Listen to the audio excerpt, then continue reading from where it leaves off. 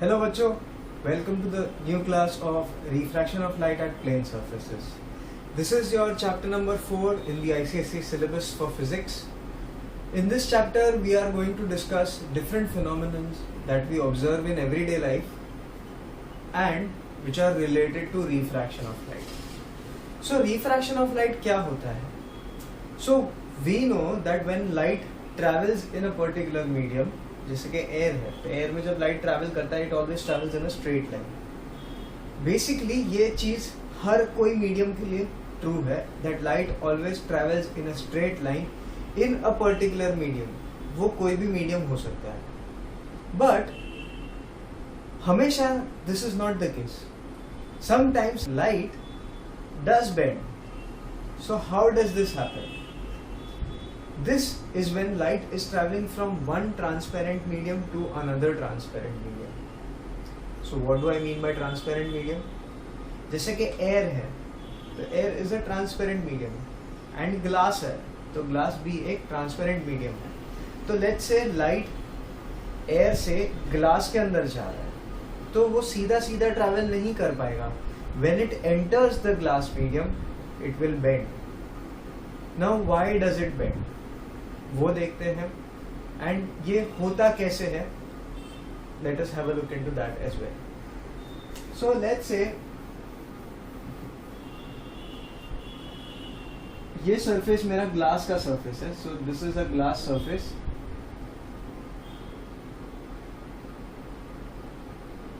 And let's say a ray of light is incident like this, like this. So ideally what we know about light is light travels in a straight line. तो वो straight ऐसे ऐसे it should have followed this straight path. Okay, but because the medium changes, okay, मतलब यहाँ तक air है, इसके बाद ग्लास आ जाता है, ठीक है. तो मीडियम चेंज हो गया, यहाँ पे एयर था, यहाँ पे ग्लास है. Because of this change in the medium, light does not travel in a straight line, and in fact वो अपना पाथ चेंज कर देता है, ऐसे चले जाएगा. सो ये क्यों होता है? So basically speed of light हम लोग को क्या पता है? What is the value of speed of light? Speed of light is 3 into 10 raised to 8 meters per second. Correct? ये हम लोग को speed of light का वैल्यू पता है. But this value of speed of light is the value of speed of light in air. पानी के अंदर अलग हो जाता है, ग्लास के अंदर अलग हो जाता है. It changes. So because speed of light in a different medium other than air is not 3 into 10 raised to 8, it is something else. Because of this change in speed of light, आपका ray of light जो है, it cannot travel in a straight path, it bends. So now why does it bend? तो ये bend होता है, क्यों bend होता है? Because आपका speed change हो जाता है. For your information, speed of light आप सोचोगे कि अगर एयर में 3 into 10 raised to 8 है तो ग्लास में कितना होगा? सो ग्लास में it is 2 into 10 raised to 8 meters per second. सो ये देख के हम लोग को ये पता चलता है कि ग्लास में स्पीड ऑफ लाइट स्लो हो जाता है. Okay, so now why does it slow down? Let us take it like this, कि आप एक कार चला रहे हो and you leave from your home. आपके घर से कुछ 1 किलोमीटर दूर आपका हाईवे है. तो वो 1 किलोमीटर जाते जाते, it is a city road, ठीक है, 2 लेन का रोड है नॉर्मल. उस पर आप जाओगे तो मैक्सिमम स्पीड सिटी के अंदर आप कितना चला सकते हो? 40 की स्पीड पे. So you take your car, because वहाँ पे थोड़ा ट्रैफिक है, बीच में सिग्नल्स आएंगे, स्पीड ब्रेकर्स आएंगे, so you will not be rushing, ठीक है. बाकी की कार्स भी होंगी. But once you reach the highway, you will speed up to speeds of 100-110 kilometers per hour. तो why does that happen? That is because छोटे road पे traffic ज्यादा होता है. So there are more cars present on that small narrow road, इसीलिए you have to limit your speed. But once this road widens up, cars का quantity थोड़ा कम हो जाएगा, उतने ही cars होंगे तो they will be spaced out, तो आपको ज़्यादा speed पे चलाने का चांस मिलता है. So that means जहाँ पे गर्दी ज़्यादा है, जैसे कि अगर एक मार्केट रोड है, मार्केट रोड से आप कार लेके जा रहे हो तो वहाँ पे there are people continuously crossing the roads, vendors है, कोई सिर पे सामान लेके जा रहा है. So you can not drive your car on such a road at high speeds. क्यों? क्योंकि वहाँ पे गर्दी है, पब्लिक है वहाँ पे, you can not drive that fast. तो you will go naturally, you will go slow. But on the highway there is nobody crossing the roads, कोई सामान लेके नहीं चल रहा है, there is no people, only cars and vehicles, they all are speeding up. So वहाँ पे आपका स्पीड आप 100-110 तक लेके जा सकते हो. सो दिस मीन्स कि जहाँ पे डेंसिटी ज़्यादा है वहाँ पे स्पीड आपका कार का कम हो जाता है, जहाँ पे डेंसिटी कम है वहाँ पे आपका स्पीड नेचुरली बढ़ जाता है. The same thing happens with light. When light is travelling in air, air is the least dense material, I mean the least dense transparent medium. ठीक है, तो उसमें उसका स्पीड सबसे हाईएस्ट होगा. So speed of light in air and in vacuum is almost the same, which is 3 into 10⁸ meters per second. अब air से कोई कम डेंस कोई चीज़ तो हो ही नहीं सकती. So that means जो भी दूसरे ट्रांसपेरेंट मीडियम होंगे जिसके अंदर से लाइट ट्रैवल कर सकता है, जैसे कि पानी हो गया, water, glass, diamond, turpentine, kerosene, oil, coconut oil, many such fluids, many such different types of transparent objects like plastic. Okay, जो ट्रांसपेरेंट है, जिसके अंदर से लाइट ट्रैवल कर सकता है, वो सभी मीडियम में speed of light will be less than 3 into 10⁸, क्योंकि एयर के कंपैरिजन में बाकी के सारे मटेरियल ज़्यादा डेंस होंगे. सो ये चीज़ हमें समझ में आती है कि स्पीड ऑफ लाइट जब एयर में है तब 3 into 10⁸ है. अब जैसे ही ये लाइट एयर से सीधा ग्लास में एंटर करने का ट्राई करता है तो उसका स्पीड सीधा 3 से 2 हो जाता है, रिड्यूस हो जाता है. Because of this reduction in speed light bend हो जाता है. So how this phenomenon, the bending of light, this bending of light का फिनोमिनन को मैं रिफ्रैक्शन कहता हूँ. So how would I define refraction of light? It is a phenomenon in which the path of light is changed, or there is a change in the path of light when light is traveling from a transparent medium to another transparent medium, from one transparent medium to another transparent medium. That phenomenon is called refraction of light. So refraction तो हम लोग ने समझ लिया कि जब एक transparent medium से दूसरे ट्रांसपेरेंट मीडियम में जब लाइट ट्रैवल करेगा, there will be some change in the path of light. This phenomenon is refraction. ठीक है, फिर हम लोग आते हैं कि रिफ्रैक्शन क्यों होता है. So that is because there is a change in the speed. जितना ज़्यादा स्पीड में डिफरेंस आएगा उतना ज़्यादा आपका लाइट डिविएट करेगा ओरिजिनल पाथ से. तो हम लोग को ये समझ में आ गया कि रिफ्रैक्शन क्यों होता है, क्योंकि अलग अलग ट्रांसपेरेंट मीडियम में स्पीड ऑफ लाइट अलग अलग होता है. ठीक है, अब रिफ्रैक्शन के बारे में थोड़ा और जानते हैं डिटेल में. सो लाइट लेट्स से एक ग्लास स्लैब के ऊपर इंसिडेंट है या ग्लास के एक सरफेस के ऊपर इंसिडेंट है, तो क्या सारा का सारा लाइट अंदर चला जाएगा ग्लास के अंदर? No, there will be some portion of the light which will be reflected back into the same medium. तो सेम मीडियम कौन सा है? अगर एयर से आ रहा है तो थोड़ा बहुत लाइट वापस एयर में ही रिफ्लेक्ट हो जाएगा in the same medium which is air. So मतलब ये मेरा इंसिडेंट रे है. ठीक है, अभी now if I want to draw the reflected ray I have to draw a normal. तो हमेशा याद रखना, whenever you draw an incident ray you always have to draw a normal at the point of incidence. ऐसा गांव के कोने में बना के फायदा नहीं है. जहां पे लाइट इंसिडेंट हुआ है वही पॉइंट पे आपको नॉर्मल बनाना है. So what is a normal? Normal is a perpendicular drawn to the surface. ये देखो, ये surface of glass है, ये ग्लास का सरफेस है, उसको मैंने एक परपेंडिकुलर लाइन बनाया. ये एक इमेजिनरी लाइन होता है, दिखता नहीं है अपने को. We draw it for our own reference. So अभी मुझे रिफ्लेक्टेड रे बनाना है, तो रिफ्लेक्टेड रे बनाने के लिए I have to know the law of reflection which is angle of incidence has to be equal to angle of reflection. So what will be my angle of incidence? तो angle, कोई भी एक angle जो होता है, कोई भी angle जो होता है वो दो लाइंस के बीच में होता है, राइट? तो कभी भी कोई एंगल को अगर डिफाइन करना हो तो you have to just tell कि वो एंगल कौन से दो लाइन के बीच में है, ठीक है? You just tell the name of these two lines and this angle will be defined. So for example angle of incidence ये होता है. So what is angle of incidence? Angle of incidence is the angle between the incident ray and the normal.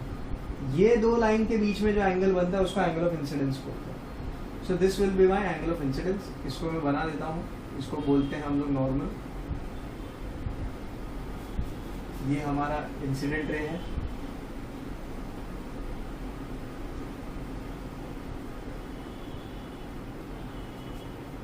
अब ये जो है, ये line जो dotted line है, पहले उसकी बात करते हैं. ये जो डॉटेड लाइन है, this is the original path of incident ray.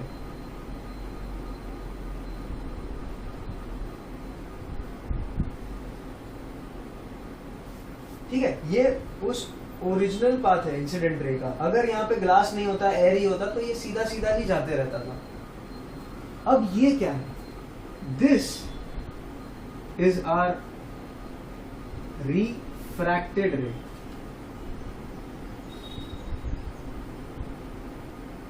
अब जैसे कि मैंने कहा था कि थोड़ा बहुत लाइट रिफ्लेक्ट भी हो जाता है, थोड़ा बहुत लाइट रिफ्रैक्ट होता है.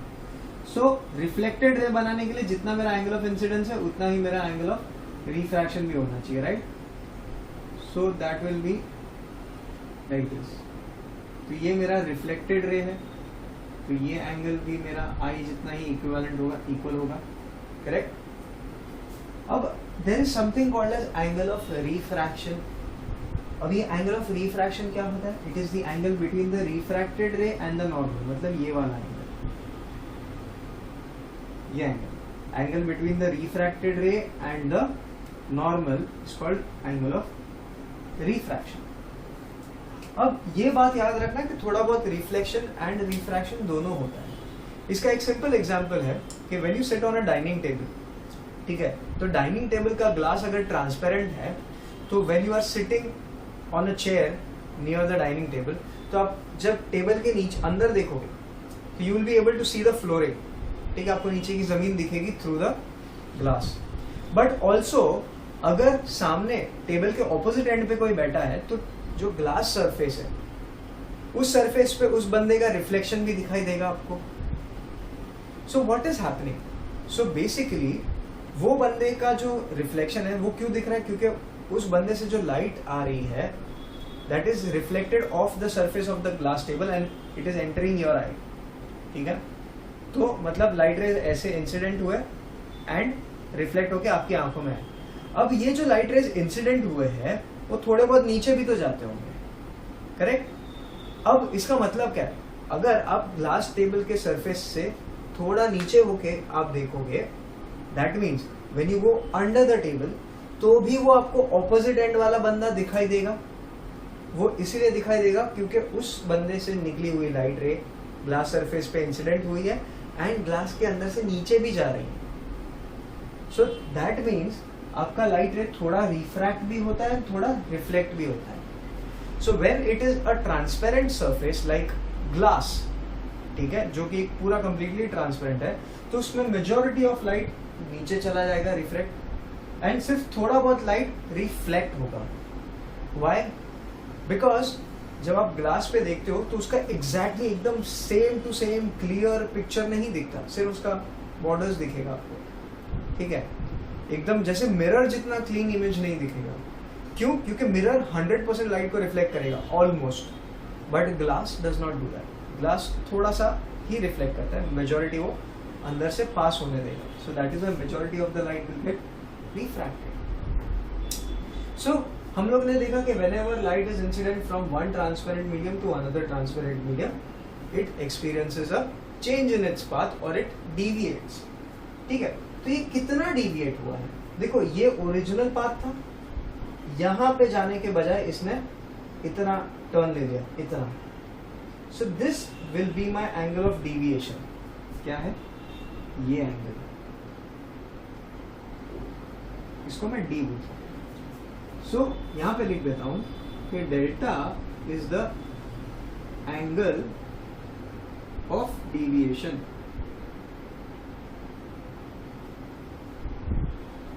So now, how would you define angle of deviation? Again the same part, same thing. कौन सी दो लाइन के बीच में है वो आपको बताना है. So the angle of deviation is the angle between the original path of the incident ray and the refracted ray. ये लाइन और ये लाइन के बीच का एंगल है डेल्टा. समझ में आए? Okay, so this is your angle of deviation, this is the angle of refraction, and this is the angle of incidence. Now, आपको बोर्ड्स में काफी बार एक क्वेश्चन सिंपल सा पूछेंगे कि draw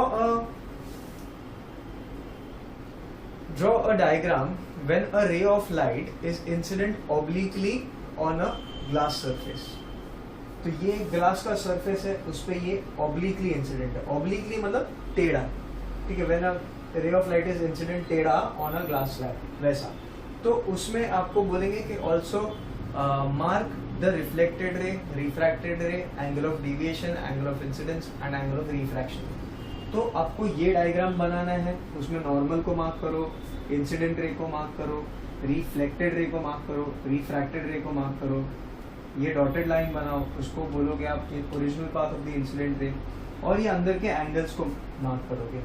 ठीक है, this is one of the board questions that they generally ask. Now moving forward, हम लोग को ये समझना है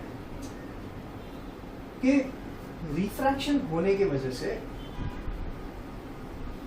और क्या क्या नई पॉसिबिलिटीज आ जाती है, इससे हम लोग और क्या सीख सकते हैं. ठीक है, सो जब ये रिफ्रैक्शन ऑफ लाइट का फिनोमेनन जब डिस्कवर हुआ था, so then scientific community had to know कि ये जो चेंज इन स्पीड होता है, जैसे कि एयर में 3×10⁸ है, ग्लास में they measured it is at as 2×10⁸ metres per second. तो उन लोग ने ये सोचा कि भाई हम लोग तो हमारे लैब में एक्सपेरिमेंट कर रहे हैं, let's say in London, and हमको speed of light in glass 2×10⁸ मिला, speed of light in air 3×10⁸ है, ये तो ग्लोबली नोन फैक्ट है. बट अगर ये सेम एक्सपेरिमेंट रिफ्रैक्शन का with the same glass material कोई और कंट्री में इसके साथ एक्सपेरिमेंट अगर करता है, तो क्या उसको भी सेम मिलता है values?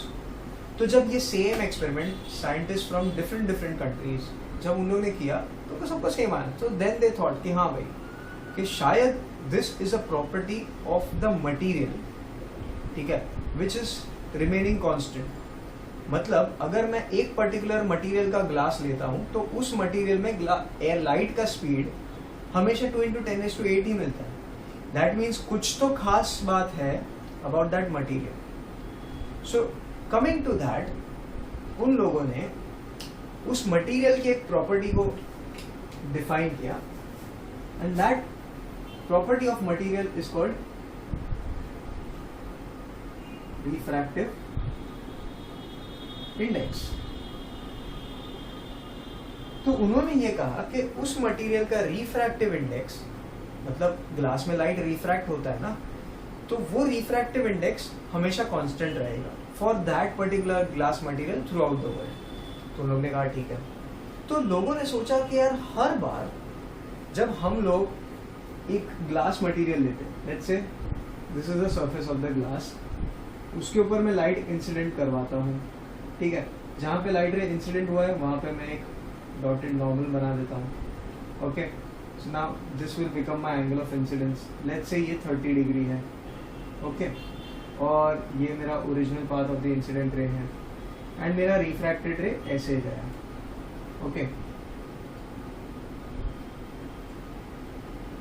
This is my refracted ray, ये मेरा एंगल ऑफ रिफ्रैक्शन हुआ. Let's say this is 20 degrees. तो लोगों को ये ख्याल तब आया जब when they did this experiment, तो ये आपका एयर है ऑब्वियसली फर्स्ट मीडियम, एंड यहाँ पे आपका ग्लास है। तो light is travelling from air to glass. तो when they did this experiment, उन लोग ने मेजर किया कि भाई हर बार जब मैं एंगल ऑफ इंसिडेंस 30 डिग्री लेता हूँ तो मुझे एंगल ऑफ रिफ्रैक्शन हमेशा 20 आता है, and this is constant through out. मतलब ये ग्लास, सेम मटेरियल का ग्लास के ऊपर कोई और भी एक्सपेरिमेंट करेगा और उस एक्सपेरिमेंट में वो भी अगर एंगल ऑफ इंसिडेंस अपना 30 डिग्री मेंटेन करता है तो उसको भी एंगल ऑफ रिफ्रैक्शन 20 ही आता है हमेशा। तो लोगों ने सोचा ऐसे कैसे हो सकता है, तो फिर उन लोगों ने और कुछ ट्राई किया। उन लोगों ने ये एंगल चेंज करके देखा, एंगल ऑफ इंसिडेंस 3 डिग्री कर दिया, तो वहां पे angle of refraction let's say उनको भी 2 डिग्री आया। तो ये भी कॉम्बिनेशन हमेशा सब जगह पे देखने को मिला कि जब भी एंगल ऑफ इंसिडेंस आप 3 डिग्री रखते हो तो एंगल ऑफ रिफ्रैक्शन 2 डिग्री हो जाता है। तो सब जगह पे कांस्टेंट है। तो लोगों ने सोचा कि this must be a constant property of this material, glass का एक प्रॉपर्टी होगा, और उस प्रॉपर्टी को इन लोगों ने कहा रिफ्रैक्टिव इंडेक्स। तो रिफ्रैक्टिव इंडेक्स क्या है? उन लोगों ने ये कहा कि sine of angle of incidence and sine value of angle of refraction, ये दोनों एंगल्स का अगर मैं साइन वैल्यू लेता हूं और दोनों को डिवाइड कर देता हूं तो इनका जो रेशियो है that will always be a constant. इनका जो रेशियो है that will always be a constant. So this constant is called refractive index. Okay, so how would you define refractive index? तो refractive index of the second medium, जो कि यहाँ पे glass है let's say, so refractive index of the second medium with respect to the first medium. अभी ये with respect to first medium क्यों बोलना पड़ता है? It is because refraction होने के लिए 2 medium चाहिए, तो आपको बताना तो पड़ेगा ना कि कौन से 2 medium के बीच में refraction हो रहा है, right? तो refractive index of the second medium with respect to the first medium is defined as the ratio of sine of angle of incidence in the first medium. ये first medium है मेरा, right? ये मेरा second medium है. So it is defined as the ratio of sine of angle of incidence in the first medium to the sine of angle of refraction in the second medium. ठीक है, refractive index को ऐसे define करते हैं। अब refractive index का जो symbol है that is written like this, it is called mu, okay, and हम लोग ऐसे लिखते हैं इसको, म्यू 2 1, ये क्या है, 2 is the second medium, 1 is the first medium. तो ये कौन से 2 मीडियम का रिफ्रैक्टिव इंडेक्स के बारे में हम लोग बात कर रहे हैं, वो ऐसे नंबर्स लिख के समझाया जा सकता है। So in this case I will write this refractive index of glass की बात हो रही है, सो मैं लिखूंगा refractive index of glass with respect to air. समझ में आया? सो सिंबल अगर ऐसा है तो इसको रीड कैसे करेंगे? इसको रीड ऐसे करते हैं, this is the refractive index of glass with respect to air. क्यों 2 मीडियम क्यों बताना है? क्योंकि कौन से 2 मीडियम के बीच में रिफ्रैक्शन हो रहा है ये पता करने के लिए। तो वैसे ही इसको कैसे बोलेंगे? Refractive index of medium 2 with respect to इसको कैसे बोलेंगे? Refractive index of medium 2 with respect to medium 1। ठीक है, so in this case I can write this as, अगर यही फॉर्मूला, ये क्या है, sine i upon sine r क्या है, refractive index. So refractive index of glass with respect to air को मैं कैसे लिखूंगा? It will be written as sign of angle of incidence in the first medium. First medium कौन सा है? जहां पे लाइट पहले है, बाद में दूसरे मीडियम में आता है। तो फर्स्ट मीडियम क्या है? एयर है। तो sine of angle of incidence in the first medium which is air to the sine of angle of refraction which is in the second medium. तो refractive index of glass with respect to air will be sine i upon sine r. ठीक है, अभी समझ लो, if I से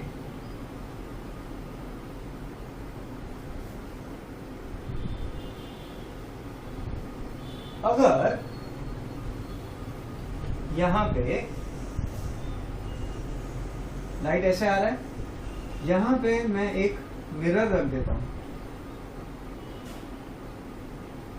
okay, such that this is perpendicular. तो ये जो refracted रे है ये बराबर परपेंडिकुलरली सरफेस के ऊपर स्ट्राइक होता है। तो यहाँ पे इसका एंगल ऑफ इंसिडेंस क्या हो जाएगा? तो यहाँ पे इसका एंगल ऑफ इंसिडेंस होगा 90। अगर ये सोच रहे हो तो गलत है। क्यों? वापस से, what is angle of incidence? Angle of incidence is the angle between the incident रे एंड द नॉर्मल, राइट? तो यहाँ पे ये मेरा इंसिडेंट रे हुआ और इस पॉइंट पे अगर मैं नॉर्मल बनाऊंगा तो वो भी इसके ऊपर ओवरलैप करेगा। तो अगर दो ओवरलैपिंग लाइंस है तो दोनों के बीच में एंगल क्या होगा? 0 होगा, right? So angle of incidence here will be 0। तो यहाँ पे मेरा एंगल ऑफ इंसिडेंस क्या हो जाएगा? 0। तो अभी ये मिरर है, मिरर का काम करना है रिफ्लेक्ट करना। So this mirror will reflect this light, तो एंगल ऑफ रिफ्लेक्शन कितना होगा? वो भी 0 होगा। सो दिस लाइट रे will be reflected back in the same direction. वापस ऐसे ऊपर जाएगा, यहाँ पे आएगा एंड ऐसे आएगा। तो we observe that the light actually travels the same path. Light actually travels the same path backwards. इस प्रॉपर्टी को हम लोग कहते हैं रिवर्सिबिलिटी ऑफ लाइट। रिवर्सिबिलिटी में क्या होगा? लाइट सेम पाथ वापस पीछे ट्रेस करेगा। तो this brings us to one more stunning fact कि ये लाइट जब सेम पाथ ट्रेस करता है ना, तो इससे मुझे कुछ सोच आता है कि देखो, एक तरह से मैं ऐसा सोचता हूं कि जब लाइट एयर से ग्लास में जाता है तो ये थोड़ा नॉर्मल के तरफ बेंड हो जाता है, right? It bend towards the normal. लेकिन जब लाइट रे ऐसे जाता है, ठीक है, ये पाथ लेके ऊपर जाता है, तो अगर यहाँ पे एयर नहीं होता और ग्लास ही होता तो ये लाइट रे ऐसे जाता था स्ट्रेट, टक टक टक टक टक टक, स्ट्रेट यही पाथ पकड़ के जाता था ऊपर। बट ये कैसे गया? यहाँ पे जाने के बजाय ये लेफ्ट में टर्न हो गया, तो ये नॉर्मल से अवे गया। अब ये क्यों होता है? ये इसलिए होता है because there is a change in the speed of light. ठीक है, सो एक बात याद रखना, when speed of light increase होता है तो ये जाएगा अवे फ्रॉम नॉर्मल,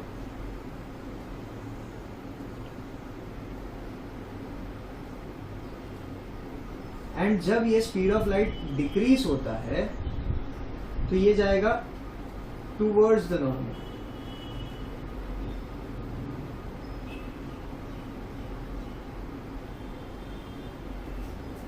अब ये फिनोमिनन को मैं एक अलग तरीके से भी लिख सकता हूं, जैसे कि जब भी लाइट रेयर मीडियम से डेंसर मीडियम में जाता है तो ये टुवर्ड्स द नॉर्मल बेंड होता है, राइट?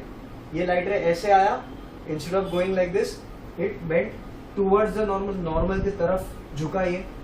सो मैं लिख सकता हूं कि जब पहले ये रेयर मीडियम में जा रहा था फिर ये डेंसर मीडियम में गया, तो मतलब स्पीड ऑफ लाइट उसका क्या हुआ? डिक्रीज हुआ होगा। तो मतलब मैं ऐसा लिख सकता हूं ना, यहाँ पे टुवर्ड्स द नॉर्मल कब जाएगा? When travelling from rare medium to denser medium.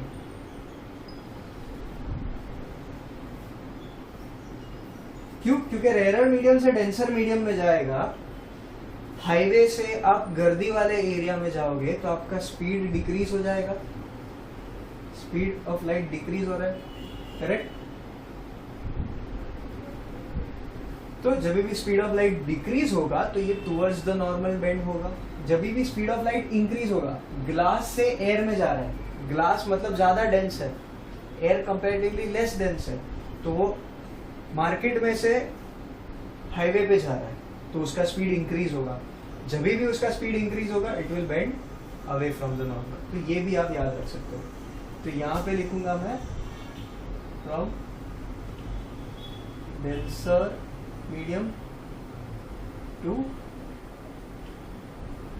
Rare medium. ये बात समझ में आई? जब भी लाइट रेयर से डेंसर मीडियम में जाएगा उसका स्पीड क्या हो जाएगा? डिक्रीज हो जाएगा। तो वो हमेशा नॉर्मल के तरफ बेंड होगा, it will bend towards the normal. When light will travel from a denser medium to a rarer medium, its speed will increase and that is why it will bend away from the normal. ठीक है, तो ये बात हम लोग को समझ में आ गई. Refractive index is equal to sine i upon sine r, और लाइट कैसे बेंड होता है ये भी हम लोग ने देख लिया. सो नाउ लेट्स से ये इतना आप नोट कर लेना, ठीक है. मैंने इरेज कर दिया, थोड़ा वीडियो को रिवाइंड करके पॉज करके आप इसको नोट कर लेना. नोट्स बनाओ, दैट इज ऑलवेज हेल्पफुल. आपको बार बार टेक्स्ट बुक रेफर करने का जरूरत नहीं. अगर आप ध्यान से जो भी मैं बोलता हूँ उसके नोट्स बना लेते हो तो it is a good thing.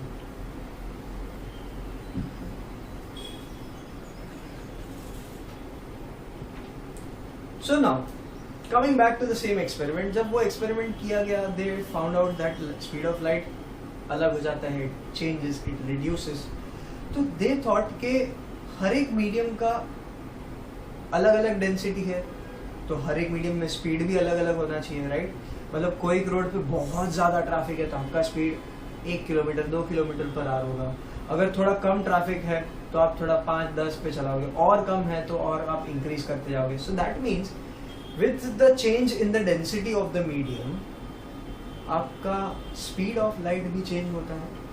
So with this change in speed of light क्या मैं कोई रिलेशनशिप एस्टैब्लिश कर सकता हूँ with the refractive index of that medium? तो yes, there is this relationship that refractive index of the second medium with respect to first medium is written as velocity of light in the first medium to the velocity of light in the second medium. ये भी एक relationship है. मतलब let's say मैं लिखता हूँ refractive index of glass with respect to air, ठीक है. This will be equal to velocity of light in air upon velocity of light in glass. ऐसे तो ये दोनों का रेशियो लेता हूं तो जो एक कांस्टेंट एक नंबर आता है, that number also happens to be the refractive index of the same material. जो sine i by sine r करके हम लोग को जो मिलेगा, तो हम लोग को ग्लास का रिफ्रैक्टिव इंडेक्स मिल जाएगा, करेक्ट. लेकिन सेम रिफ्रैक्टिव इंडेक्स अगर मुझे ढूंढना है तो मैं दोनों मीडियम में लाइट का जो वेलोसिटी है उसका रेशियो अगर मैं ले लेता हूं तो भी मुझे रिफ्रैक्टिव इंडेक्स मिलेगा. So that means I can write this as also equal to sine i upon sine r, provided that angle of incidence is in air and angle of refraction is in glass. Okay, अब ये formula आ जाता है. अभी ये formula देख के एक बात बताओ, रिफ्रैक्टिव इंडेक्स का क्या यूनिट होगा? उसका कोई यूनिट नहीं होगा. क्यों? Because it is the ratio of similar quantities, velocity divide by velocity. So it is the ratio of similar quantities, तो इसका यूनिट कोई नहीं होगा, it will be a unitless quantity. तो आपको टेक्स्ट बुक में न्यूमेरिकल्स देंगे ऐसे कुछ कि refractive index of glass is 1.5. Find the velocity of light in glass.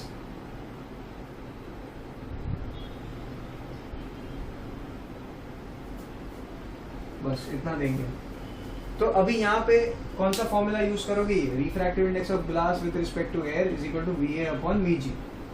अब velocity of light in air तो दिया ही नहीं है इन लोगों ने, सिर्फ रिफ्रैक्टिव इंडेक्स दिया है.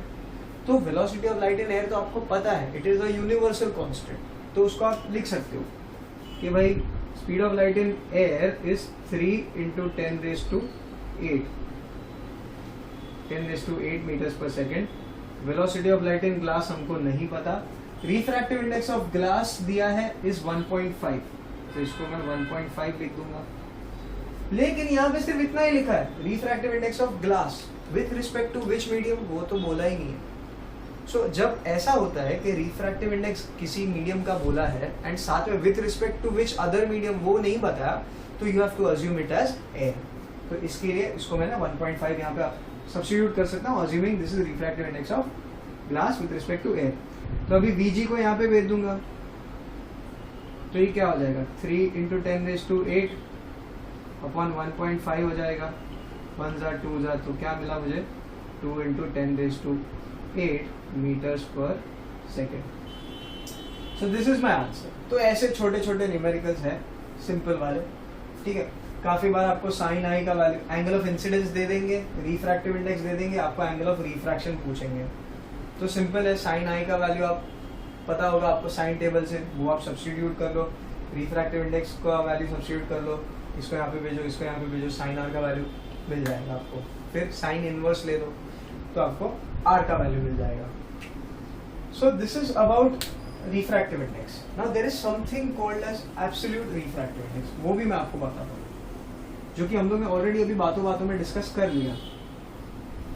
अभी रिफ्रैक्टिव इंडेक्स का एक यूनिक प्रॉपर्टी ये है कि जब भी मैं ऐसा लिखता हूँ ना, refractive index of medium 2 with respect to 1, इससे एक और बात मुझे पता चलती है, that the direction of travel of light. Direction of travel of light is always left to right, ठीक है। तो जब आप हम लोग ऐसा लिखते हैं refractive index of medium 2 with respect to 1, इसका मतलब लाइट मीडियम 1 से मीडियम 2 में ट्रैवल कर रहा होगा, ओके। तो जब मैं लिखता हूँ refractive index of glass with respect to air, तो लाइट कैसे ट्रैवल कर रहा है, एयर से ग्लास में जा रहा है, एयर से ग्लास में जा रहा है, this is air, this is glass. अगर मैं ऐसा लिखता हूँ refractive index of air with respect to glass, तो मतलब ये लाइट कैसे जा रहा है, ग्लास टू एयर, मतलब ये ऐसे जा रहा होगा, ठीक है। ग्लास से ऐसे आया लाइट, यहाँ पे मैंने इंसिडेंट रे बनाया, नॉर्मल बनाना पड़ेगा। अभी ये ग्लास से एयर में जा रहा है, तो ग्लास से एयर जा रहा है मतलब it is going from a denser medium to a rare medium, तो उसका स्पीड इंक्रीज हो जाएगा, करेक्ट। डेंसिटी कम, ज्यादा डेंसिटी से कम डेंसिटी वाले एरिया में जा रहा है तो स्पीड इंक्रीज हो जाएगा, और स्पीड इंक्रीज होता है तो हमेशा वो नॉर्मल से अवे बेंड होता है, तो ये नॉर्मल है तो इससे अवे ऐसे बेंड हो जाएगा, करेक्ट। सो इस केस में light is travelling from glass to air, तो उसमें ऐसा लिखूंगा refractive index of air with respect to glass. अब चलो कुछ और हम लोग डिस्कस करते हैं। जैसे कि अब मैंने लिखा है refractive index of air with respect to glass, तो इस केस में हम लोग ने अभी अभी जो फॉर्मूला पढ़ा है in terms of velocity, sine वाला फॉर्मूला नहीं, वेलोसिटी में क्या होगा, इसका वेलोसिटी का फॉर्मूला हो जाएगा velocity of light in glass upon velocity of light in air. यहाँ पे जो होता है मीडियम उसको ऊपर रखो, यहाँ पे जो मीडियम होता है वो डिनोमिनेटर में जाएगा, ठीक है। So I was discussing about absolute refractive index. So absolute refractive index is the refractive index of any material with respect to air or vacuum। तो मतलब जब with respect to air और vacuum होगा तो उसको हम लोग absolute refractive index बोलते हैं। मतलब क्या, जब मैं बात करता हूँ refractive index of water, let's say पानी के अंदर जा रहा है, तो refractive index of water, तो when I write refractive index of water with respect to air, तो मतलब ये क्या हो गया, ये वाटर का एब्सोल्यूट रिफ्रैक्टिव इंडेक्स हो गया। अब मतलब कौन से दो मीडियम है, एयर और वाटर है। अगर मैं ऐसा लिखता हूँ refractive index of water with respect to glass, तो ये जो रिफ्रैक्टिव इंडेक्स है उसका वैल्यू अलग होगा। क्यों, क्योंकि यहाँ पे मीडियम अलग है, ग्लास और वाटर, ये दो मीडियम। तो इसको मैं एब्सोल्यूट रिफ्रैक्टिव इंडेक्स नहीं कह सकता। एब्सोल्यूट रिफ्रैक्टिव इंडेक्स तभी होता है जब आप दूसरा मीडियम को आप एयर कंसिडर करते हो, तो this is my absolute refractive index. काफी बार एब्सोल्यूट रिफ्रैक्टिव इंडेक्स में ना उन लोग सिर्फ इतना ही लिखेंगे, रिफ्रैक्टिव इंडेक्स ऑफ वाटर, यहाँ पे कुछ भी नहीं लिखा होगा। सो दैट मीन्स आपको अज्यूम करना है इट इज एयर और वैक्यूम, ठीक है। So this is how you right absolute refractive indexes, okay. Now scientist लोगों ने क्या किया, जितने भी ट्रांसपेरेंट मीडियम थे सबका एब्सोल्यूट रिफ्रैक्टिव इंडेक्स निकाल के रख दिया। एब्सोल्यूट रिफ्रैक्टिव इंडेक्स मतलब एक मीडियम उसमें का एयर कंपलसरी है, दूसरा मीडियम जो भी आपका मटेरियल है वो हो जाता है। तो काफी सारे एब्सोल्यूट रिफ्रैक्टिव इंडेक्सेस उन लोग ने लिख लिए और उन्होंने कुछ फॉर्मूलाज डिराइव किए। फॉर एग्जाम्पल अगर मैं बोलता हूं ये वाटर है और ऊपर ग्लास है, ठीक है, या फिर लेट्स से यहाँ पे अज्यूम करते हो वाटर है और ये नीचे ग्लास है एंड लाइट ऐसे ट्रैवल कर रहे हैं। तो लाइट इज इंसिडेंट, सबसे पहले क्या करेंगे, eight the point of incidence हम लोग नॉर्मल बना देंगे, नॉर्मल बना देंगे।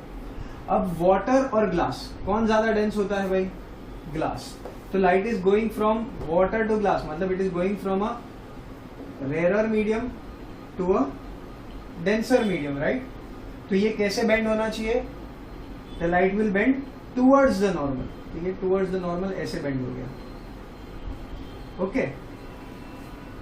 नाउ इन दिस केस मुझे रिफ्रैक्टिव इंडेक्स ऑफ ग्लास पता करना है, तो क्या मैं लिख सकता हूं refractive index of glass is 1.5 in this case?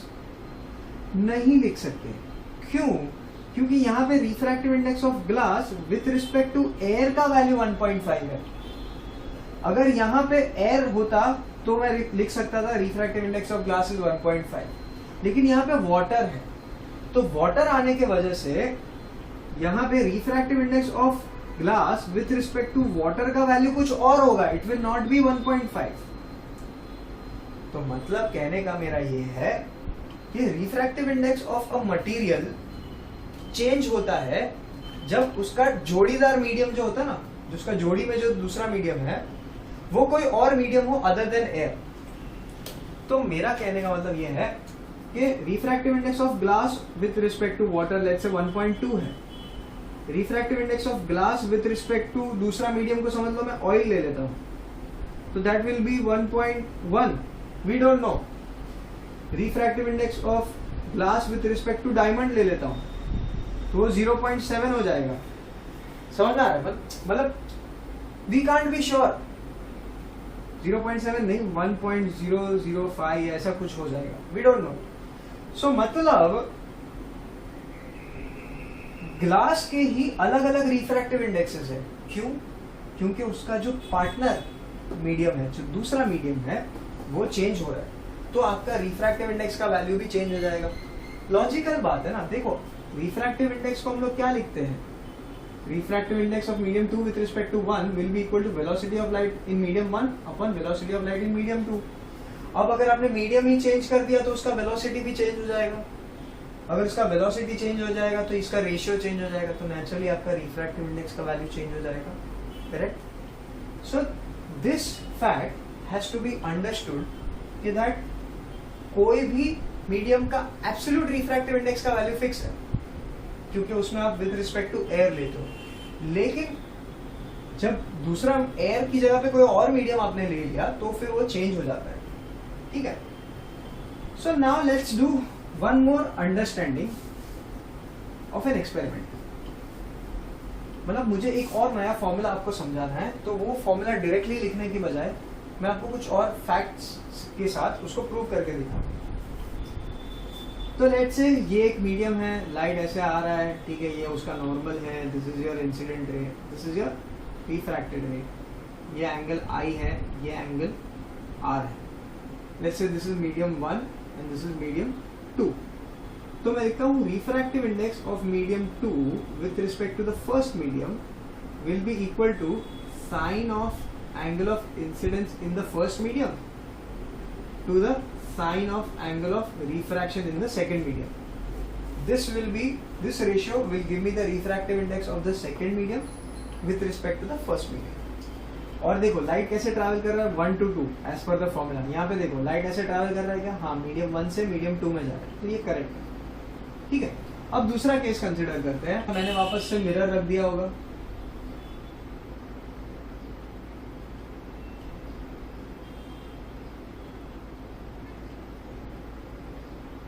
मैं यहाँ पे मिरर रख देता हूँ और यहाँ पे एंगल ऑफ इंसिडेंस मिरर के ऊपर 0 हो जाता है, तो लाइट वापस सेम पाथ फॉलो करके चला जाएगा। तो ये मेरा I था और ये मेरा R था। अब लाइट कैसे ट्रैवल कर रहा है, it is travelling from medium 2 to medium 1। तो मैं उसका रिफ्रैक्टिव इंडेक्स कैसे लिख सकता हूँ, स्पीड ऑफ लाइट, मतलब लाइट के ट्रैवल के डायरेक्शन के हिसाब से। तो light is travelling from 2 to 1, तो ये इसको रीड कैसे करेंगे, refractive index of medium 1 with respect to medium 2। This will be equal to sine of angle of incidence in the first medium. तो ये मेरा एंगल ऑफ इंसिडेंस हो जाएगा r, क्योंकि light exactly same path trace कर रहा है।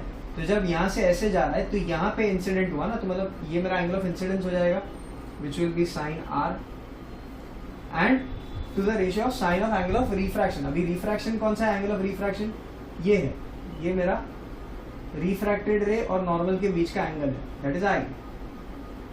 Sine आई हो गया, करेक्ट। अब ये मेरा एक वैल्यू है, ये मेरा दूसरा वैल्यू है। अभी समझ लो refractive index of medium 2 with respect to 1 को मैं refractive index of 1 with respect to 2 के साथ मल्टीप्लाई कर देता हूँ, तो क्या हो जाएगा, refractive index of medium 2 with respect to 1 की जगह पे मैं क्या लिखूंगा, sine i upon sine r, और 1 विथ रिस्पेक्ट टू 2 की जगह पे क्या लिखूंगा, into sine r upon sine i. तो ये देखो ये सेम हो जाएगा, कैंसिल हो जाएगा, क्या बचेगा 1। तो अभी मैं क्या करता हूँ, 1 विथ रिस्पेक्ट टू 2 को ए साइड भेज दूंगा तो it will go in the denominator. तो देयरफॉर क्या हो जाएगा, इसको मैं यहाँ पे लिख दूंगा। So therefore i will gate refractive index of medium 2 with respect to 1 will be equal to 1 upon, ये डिनोमिनेटर में चला जाएगा इसके, 1 upon refractive index of medium 1 with respect to 2।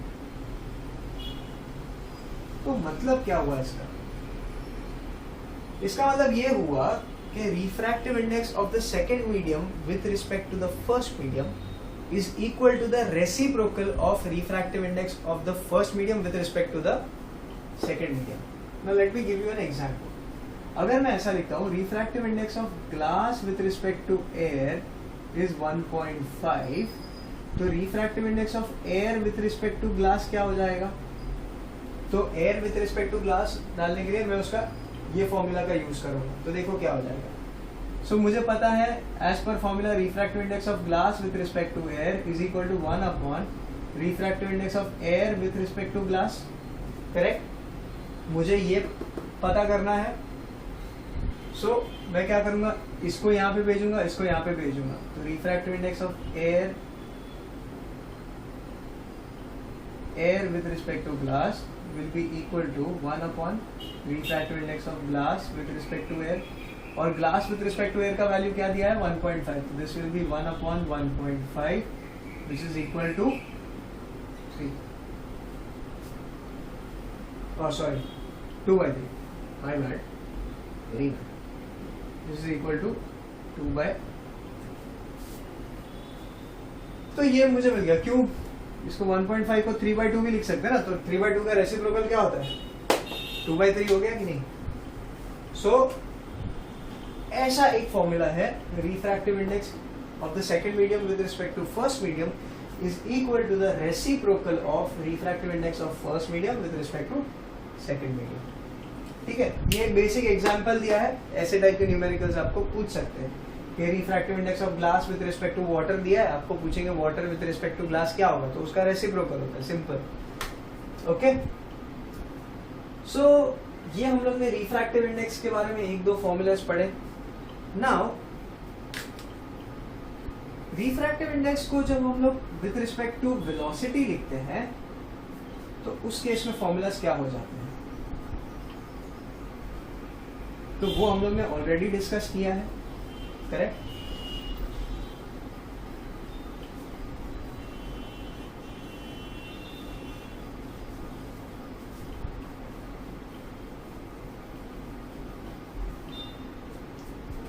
तो हम लोग ने ये डिस्कस किया है कि refractive index of second medium with respect to first medium is equal to velocity of light in first medium upon velocity of light in second medium।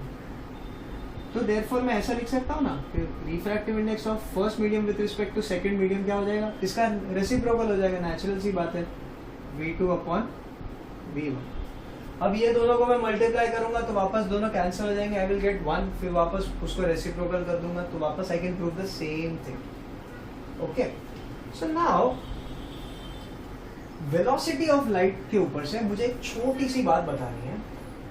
हम लोगों ने प्रीवियस क्लासेस में ये फॉर्मूला पढ़ा था, velocity of light is frequency of light multiplied by it's wavelength, correct. तो now समझ लो यहाँ पे एक बल्ब है या सन है, ठीक है, यहाँ पे एक ग्लास है, यहाँ पे एयर है,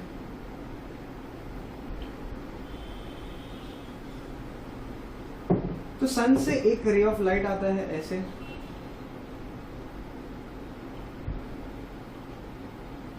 ये हम लोग ने नॉर्मल बना दिया। जैसे ही एंगल ऑफ इंसिडेंट हुआ मतलब वहां पे सबसे पहले नॉर्मल बना ही देने का, और फिर ये रिफ्रैक्ट हो जाएगा, it will bend towards the normal. Why? Because it is travelling from rare medium to a denser medium, तो उसका स्पीड डिक्रीज हो जाएगा, तो हमेशा नॉर्मल की तरफ बेंड होगा। You have to remember this. तो ये चलो नॉर्मल की तरफ बेंड हो गया, ठीक है, कोई बात नहीं। In this case what will change? Natural सी बात है, उसकी वेलोसिटी विल चेंज। सो ये चेंज हो रहा है, तो वेलोसिटी किसके ऊपर डिपेंड करता है? ये दो चीजों के ऊपर डिपेंड करता है। मतलब ये चेंज हो रहा है, मतलब ये दोनों में से कुछ तो चेंज हुआ रहेगा। दोनों भी हो सकते हैं या तो कोई भी नहीं हो सकता, कोई भी एक हो सकता है, sorry. So now let's talk about wavelength. क्या वेवलेंथ चेंज हो सकता है? हाँ, हो सकता है। बट क्या फ्रीक्वेंसी चेंज हो सकता है? नहीं हो सकता। सो मतलब वेलोसिटी अगर चेंज हो रहा है तो that is because there is a change in wavelength and not in the frequency. क्यों? फ्रीक्वेंसी चेंज इसीलिए नहीं होता because frequency depends on the source of light. Source of light कौन है? सन है, समझ लो यहाँ पे। तो जब तक ये सन को निकाल के मैं कोई और गैलेक्सी का सन नहीं लेके आता, तब तक ये सन जो लाइट एमिट करेगा वो एक ही पर्टिकुलर फ्रीक्वेंसी पे एमिट करेगा। एक्चुअली सन के बारे में मुझे अभी ज़्यादा डिटेल में नहीं जाना चाहिए because that is completely different and उसके कंसेप्ट भी थोड़ा अलग है, क्योंकि उसमें बहुत सारे अलग अलग कलर्स के लाइट एक साथ आते हैं, बट सबका फ्रीक्वेंसी सेम रहेगा। So basically frequency of light does not change, basically frequency does not change when light travels from one medium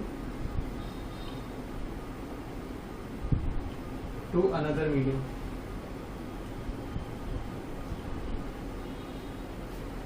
Why? Because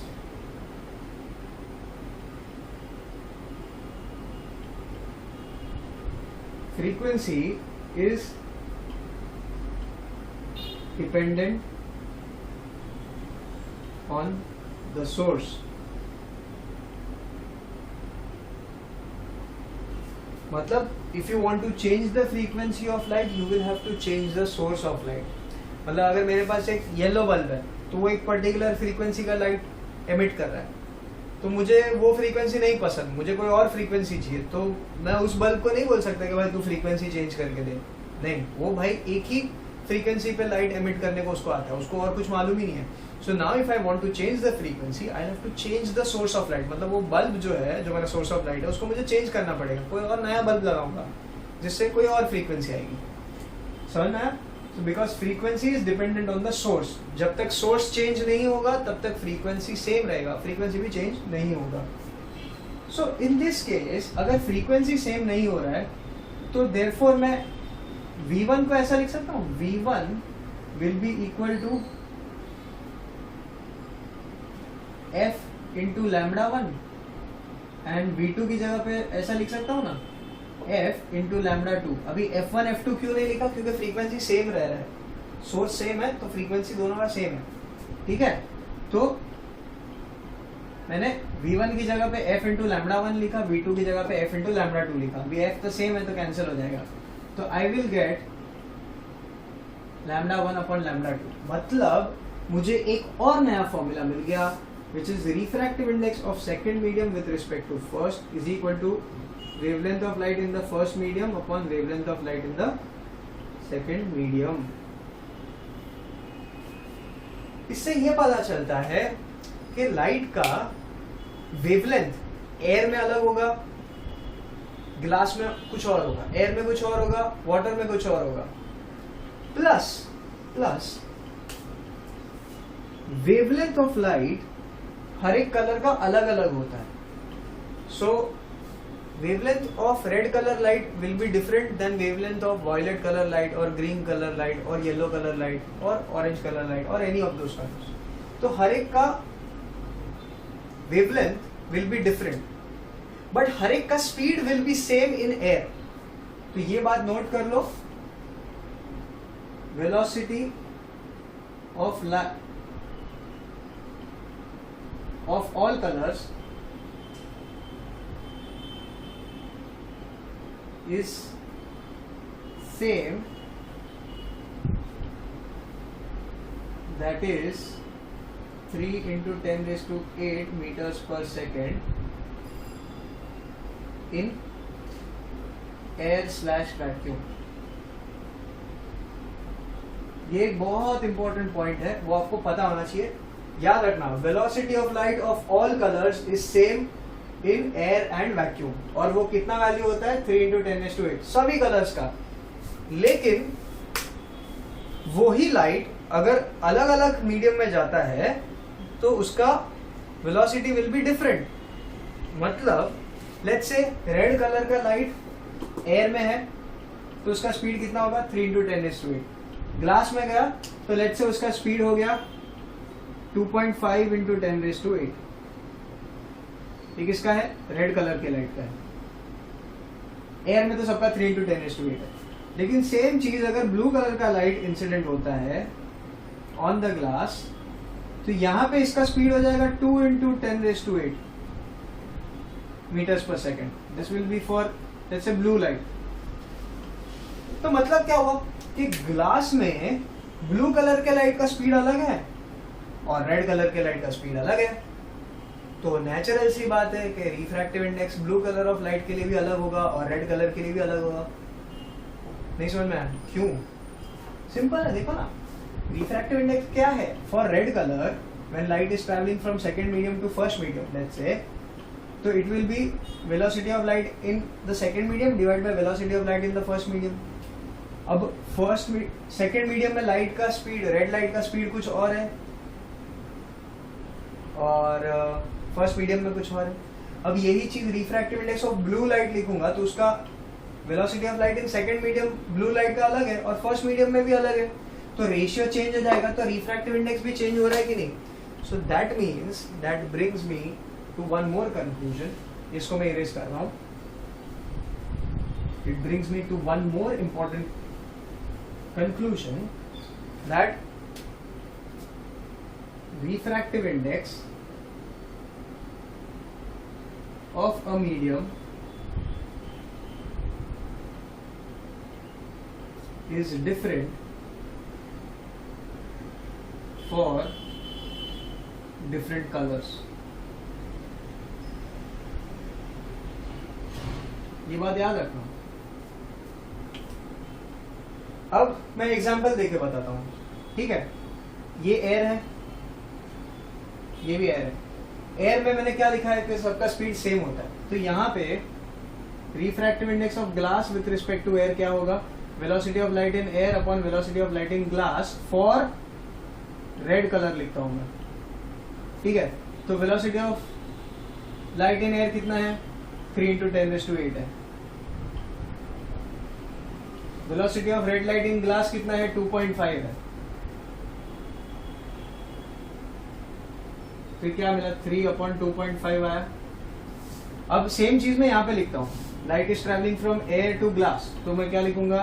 refractive index of glass with respect to air for blue light will be equal to velocity of blue light in air upon velocity of blue light in glass. अभी air में blue light का भी velocity 3 into 10 raised to 8 है। ओ I am sure शायद ये नहीं लिख रहा होगा नीचे, एक मिनट में चेक कर लेता हूँ।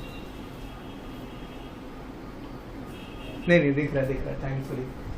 सो 3 into 10 raised to 8 हो गया और ब्लू लाइट का ग्लास में कितना स्पीड है? 2 है। तो ये कितना हो जाएगा? 3 upon 2 हो गया और ये 3 upon 2.5 हो गया। तो है कि नहीं फर्क।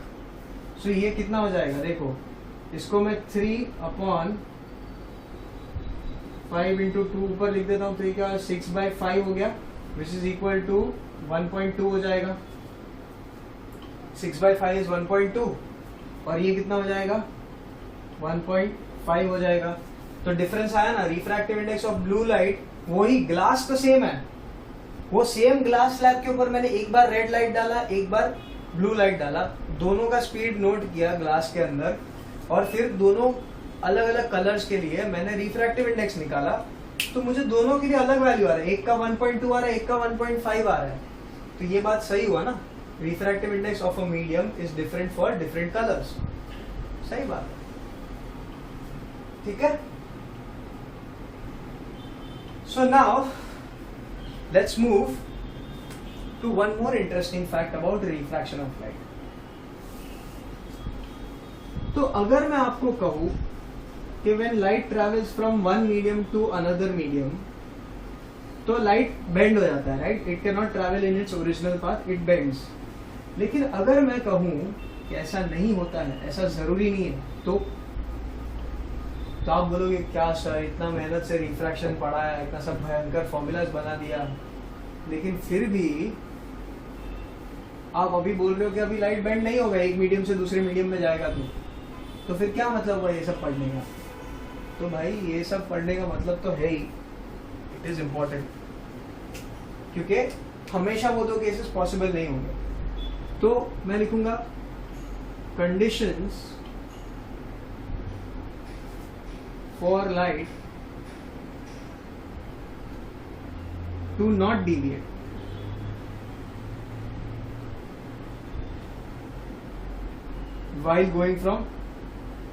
while traveling through different mediums, उसका पहला कंडीशन है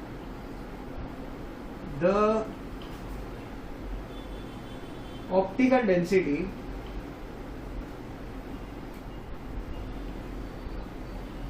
of both mediums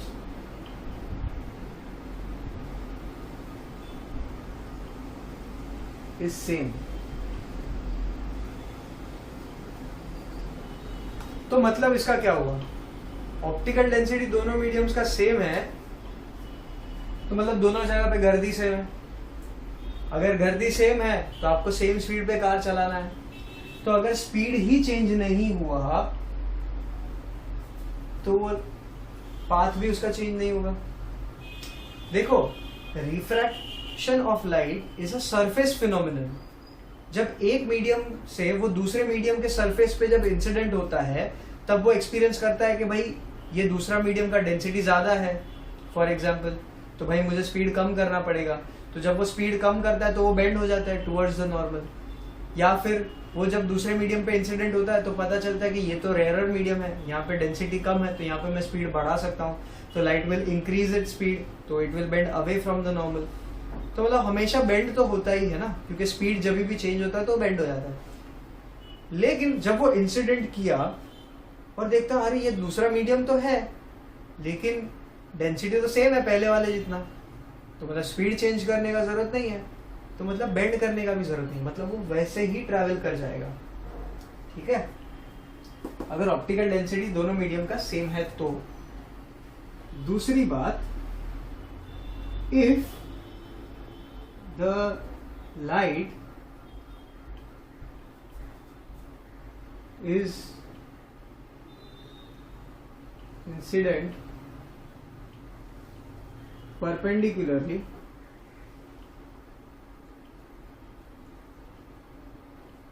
on the surface of other medium,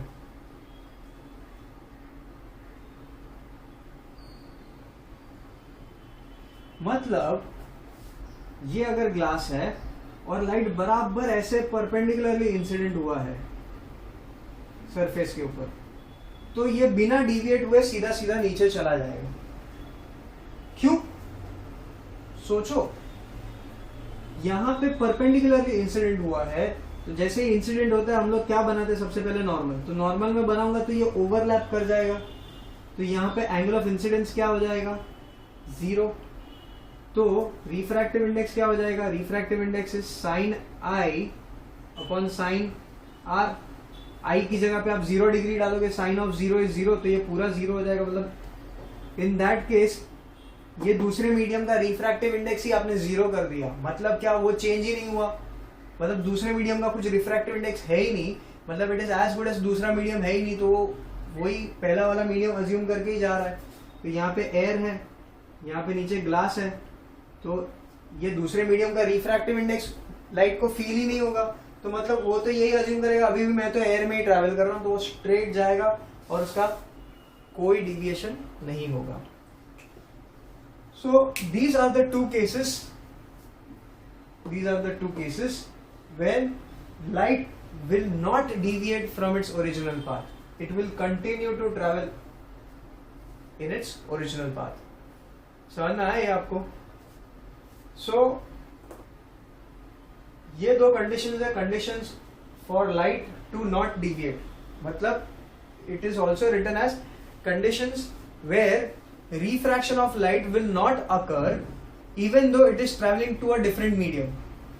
ये एयर है, ये ग्लास है, फिर भी रिफ्रैक्टिव इंडेक्स मतलब रिफ्रैक्शन नहीं हुआ, ठीक है। इन दिस केस लाइट के लिए कोई रिफ्रैक्शन नहीं होगा, वो बिंदास स्ट्रेट अपने पाथ में जाता रहेगा without any deviation. So these are the two conditions where light will not deviate, ठीक है। अब मैं एक छोटा सा एग्जाम्पल दिखाता हूं। जब एक लाइट रे एक थिक ग्लास मिरर के ऊपर इंसिडेंट होता है तो क्या होता है, तो देखो कुछ ऐसा है कि वो मिरर है लेकिन मिरर का थिकनेस बहुत ज्यादा है, तो लेट मी ड्रॉ दैट। सो ये मिरर का सरफेस होना चाहिए था और नीचे उसका रिफ्लेक्टिव कोटिंग होता है, राइट।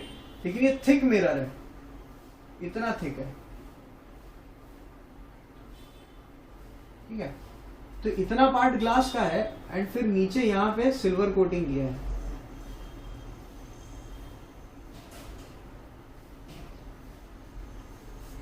राइट। अब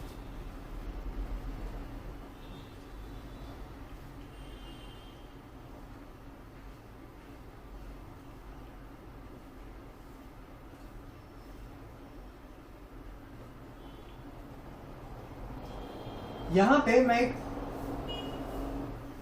सोर्स ऑफ लाइट रख देता हूं S।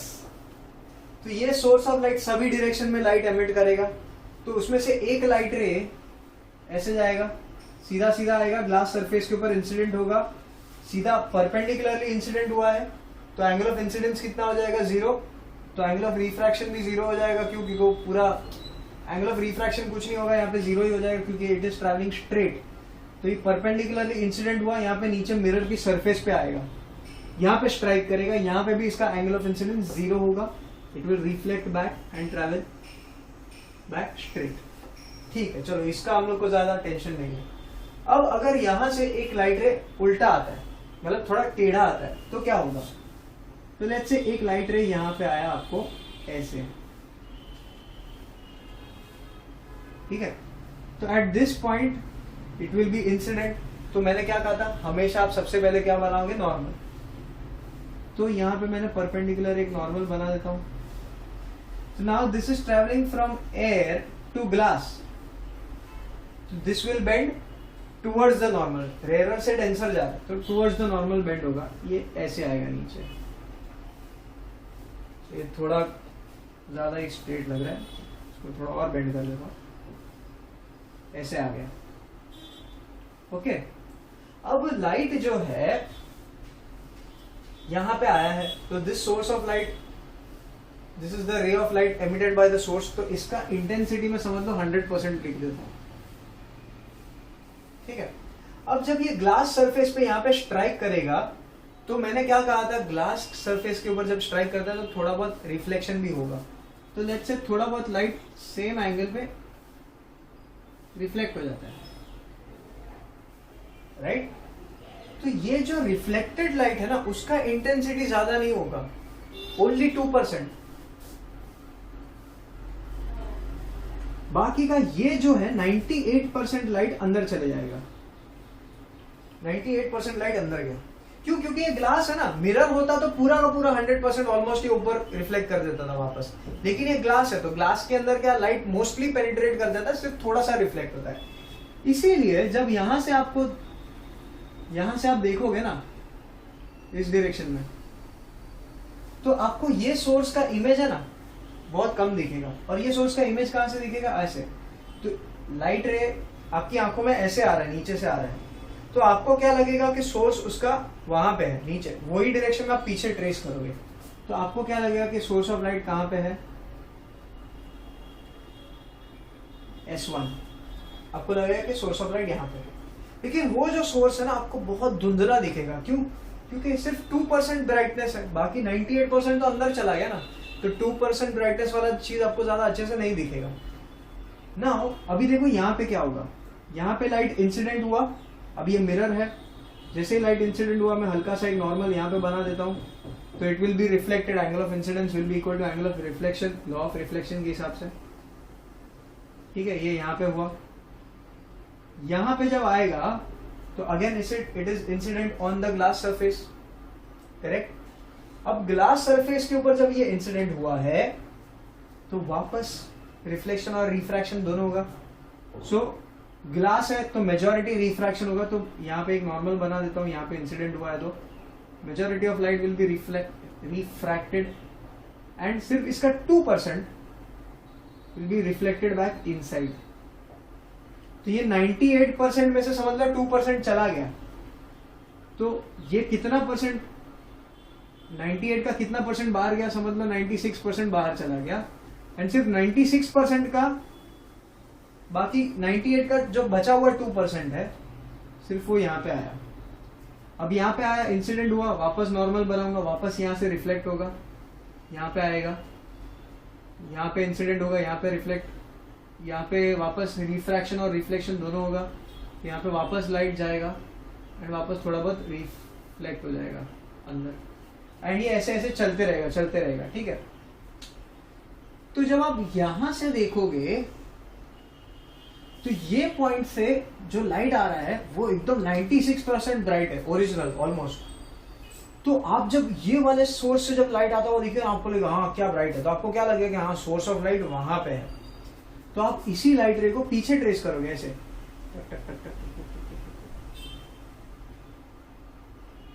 और इसको मैं नाम दे देता हूं S2। ये S1 S2 क्या है? इस सोर्स का इमेज है जो आपको यहां से दिख रहा है। अभी ये जो रिफ्रैक्टेड है इसको मैं पीछे ट्रेस करता हूं, ये क्या हो जाएगा? S3 हो जाएगा। अभी ये तो 2% का भी 2% है, सिर्फ ये वाला 2% का 98%, तो कितना कम हो जाएगा? तो ये वाला पॉइंट इसके बाद वाला जो यहां से रिफ्लेक्शन होके आएगा, ये यहां पे जब मैं देखूंगा ना, कोई भी पॉइंट पे ज्यादा ब्राइट नहीं दिखेगा, only the second image will be the maximum brightness. तो मतलब सेकेंड इमेज जो है वो सबसे मैक्सिमम होगा। तो इसके ऊपर है ना काफी बार बोर्ड में क्वेश्चन ये पूछता है, ये आपको डायग्राम देंगे, पूछेंगे कि when you have a thick mirror and a point source of light and when you see the image of the source of light you will see multiple images.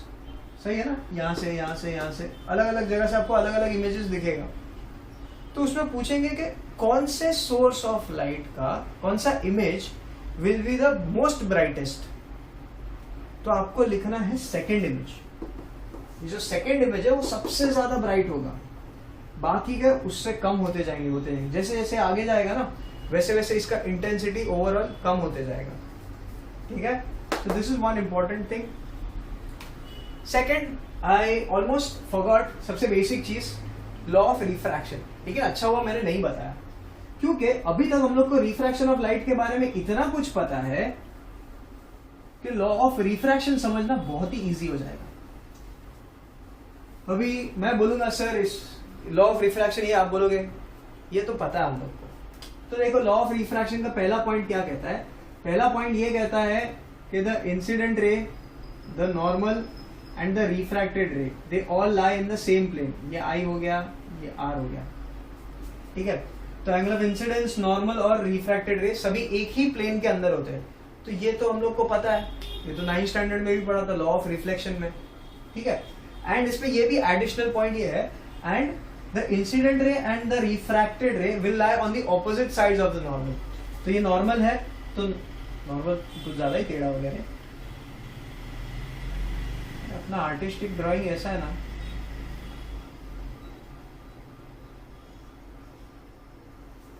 Okay. So the normal के दोनों side पे दोनों raise होंगे, मतलब the incident रे and the refracted रे will lie on the opposite sides of the normal. ये पहला पॉइंट है। दूसरा पॉइंट क्या है? दूसरा पॉइंट है that the sine of angle of incidence in the first medium to the sine of angle of refraction in the second medium is always a constant. ये second part है, ये दोनों मिलकर लॉ ऑफ रिफ्रैक्शन आया था। तो अभी ये हम लोग ने ऑलरेडी डिस्कस कर लिया है। और इसी कांस्टेंट को हम लोग क्या कहते हैं? इसको हम लोग कहते हैं रिफ्रैक्टिव इंडेक्स, जिसका सिंबल क्या है? म्यू, जिसका यूनिट क्या है? कोई यूनिट नहीं है, अभी अभी तो बताया था, रेशियो ऑफ सिमिलर क्वांटिटीज। देखो साइन साइन, एंगल एंगल, कोई यूनिट नहीं, ठीक है। So this is the law of refraction and बहुत ही सिंपल था। नाउ एक छोटा सा एक्सपेरिमेंट है जो आपको स्कूल में करवाएंगे, that is about the glass slab. तो ग्लास स्लैब एक्सपेरिमेंट के बारे में तो मैं नहीं बताऊंगा, लेकिन ग्लास स्लैब के ऊपर जब लाइट इंसिडेंट होता है तब क्या होता है और उसमें क्या हम लोग को ध्यान देना है वो देख लेते हैं। So let me first draw a glass slab for you and then I will explain उसके अंदर करना क्या है।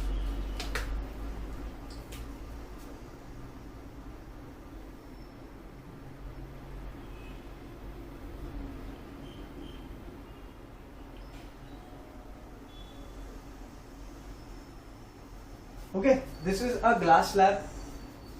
अब यहां पे एक रे ऑफ लाइट इंसिडेंट होता है ऐसे, ठीक है।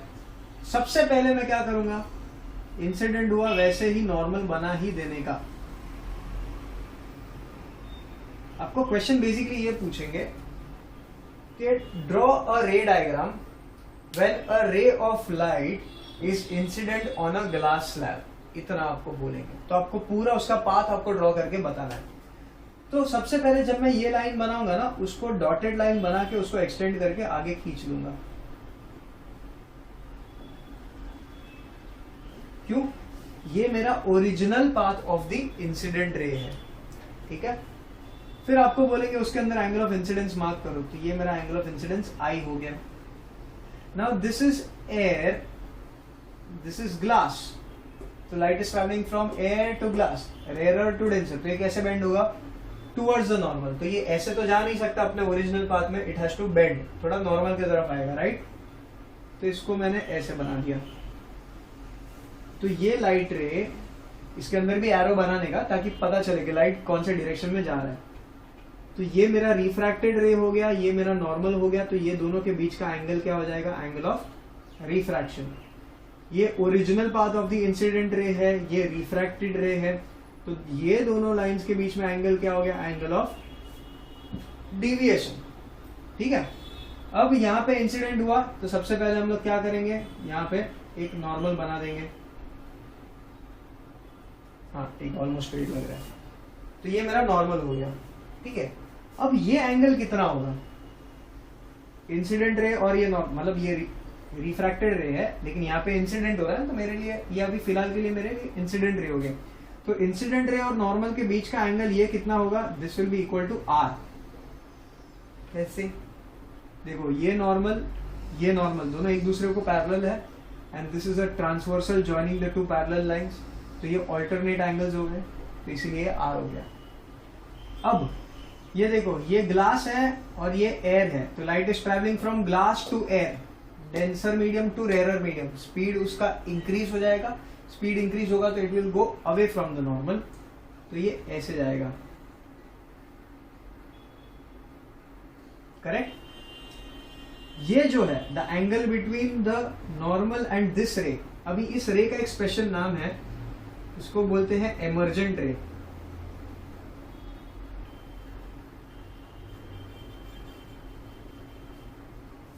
इमर्जेंट रे इसको क्यों बोलते हैं? क्योंकि ये जो लाइट अंदर घुसा था और ये यहां से घुसने के बाद ग्लास स्लैब के अंदर ये बाहर निकल रहा है, it is emerging out of the glass slab, that is why it is called the emergent रे। ठीक है, तो अभी ये जो है angle, the angle between the normal and the emergent रे, इसको लिखते हैं E। ठीक है, इसको लिखते हैं E and E is known as angle of emergence. So how would you define angle of emergence? It is the angle between the emergent ray and the normal. Okay. अब ये पूरा पाथ है। अब देखो लाइट रे यहां पे आया था, ऐसे जाना चाहिए था, लेकिन यहां पे बीच में ग्लास स्लैब होने की वजह से यहां से निकलने की बजाय ये यहां से निकला, मतलब ये पैरेलली इतना खिसक गया। ठीक है, ये खिसक गया ना, यहां से यहां पे डिस्प्लेस हो गया। तो ये जो डिस्प्लेसमेंट ऑफ द लाइट रे है, ये जो परपेंडिकुलर डिस्टेंस है ना,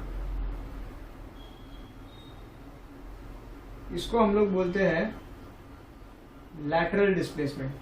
क्या बोलते हैं? Lateral displacement. Just let me check, मैंने ज्यादा नीचे तो नहीं लिख दिया ना बोर्ड के? नहीं दिख रहा है, चलो। सो दिस, ये जो परपेंडिकुलर डिस्टेंस है इसको लैटरल डिस्प्लेसमेंट बोलते हैं। Now what is lateral displacement? It is the perpendicular distance between the original path of the incident रे एंड द इमर्जेंट रे। ये उसका डेफिनेशन हो जाएगा, the perpendicular distance between the original path of the incident रे and the emergent रे। ये दोनों के बीच का डिस्टेंस जो है परपेंडिकुलर डिस्टेंस, उसको मैं लैटरल डिस्प्लेसमेंट बोलूंगा। अब एक और इंटरेस्टिंग बात है, इंटरेस्टिंग बात यह है कि एंगल I जो है that will be equal to angle E। कैसे? देखो, इसको अगर मुझे प्रूव करना है तो वेरी सिंपल। यहां पे क्या है, लाइट कैसे जा रहा है? Air to glass. तो मैं क्या लिखूंगा? Refractive index of glass with respect to air, glass with respect to air will be equal to sine of angle of incidence in the first medium, sin I, to the sine of angle of refraction in the second medium, sin R। ठीक है, कोई बात नहीं। अब यहां से light कैसे जा रहा है? फ्रॉम ग्लास टू एयर, तो मैं लिखूंगा refractive index of air with respect to glass. क्या हो जाएगा? एंगल ऑफ इंसिडेंस क्या है मेरा in the first medium? First medium ये है ना मेरा, ग्लास से एयर जा रहा है ना, तो साइन आर लिखूंगा, साइन आर अपॉन साइन ई। ये मेरा एंगल ऑफ रिफ्रैक्शन भी हो गया ना, अगर सिर्फ इतना पार्ट को मैं कंसिडर करूं तो ये मेरा रिफ्रैक्टेड रे है, तो ये e is my angle of refraction, तो sine i sine r upon sine e हो गया। ठीक है, अब मुझे पता है, अभी मैं क्या करता हूं, मुझे ये बात पता है कि refractive index of glass with respect to air is equal to 1 upon refractive index of air with respect to glass. तो इसमें मैं दोनों वैल्यू सब्स्टिट्यूट कर देता हूं। अभी देखो, दोनों का वैल्यू सब्स्टिट्यूट करूंगा। Glass with respect to air की जगह पे क्या लिखूंगा? Sine i upon sine r लिखूंगा, will be equal to 1 upon sine r upon sine e लिखूंगा। तो ये साइन ई नेचुरली ऊपर चला जाएगा, तो देखो क्या हो जाएगा? This will be sine i upon sine r, this will be equal to sine e upon sine r. Sine r cancel हो गया। अभी sine i is equal to sine e, मतलब क्या दोनों का एंगल सेम होगा, तभी तो दोनों का साइन वैल्यू भी सेम है ना। तो मैं लिखूंगा therefore i will be equal to e. ये उसका प्रूफ हो गया। समझ में आया ये?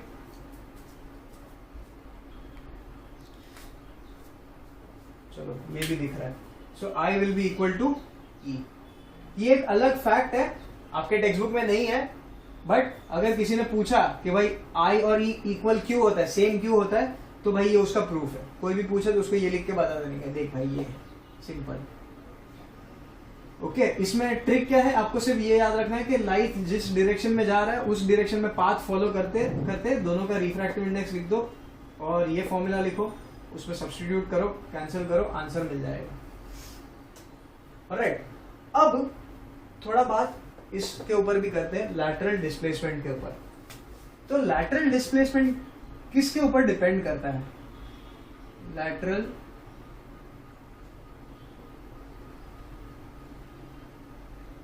डिस्प्लेसमेंट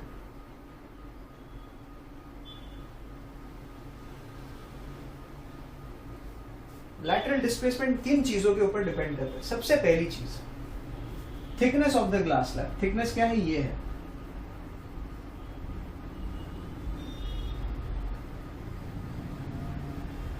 जितना ग्लास स्लैब मोटा होगा ना उतना ज्यादा लैटरल डिस्प्लेसमेंट होगा। तो मैं लिखता हूं lateral displacement is directly proportional to thickness.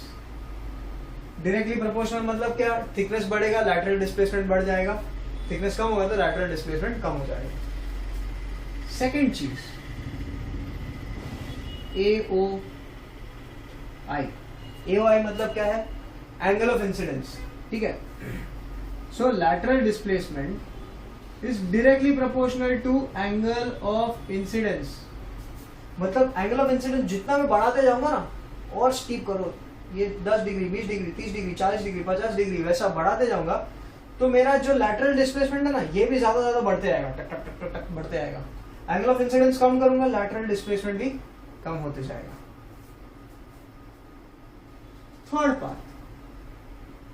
Third part ये है refractive index of the medium. मतलब lateral displacement is directly proportional to the refractive index of the medium। मतलब ये जो ग्लास स्लैब है ना उसका मटेरियल के ऊपर भी डिपेंड करता है। मतलब अगर उसका कोई अलग मटेरियल है जिसका रिफ्रैक्टिव इंडेक्स का वैल्यू ज्यादा है तो उस केस में आपका लैटरल डिस्प्लेसमेंट भी ज्यादा मिलेगा।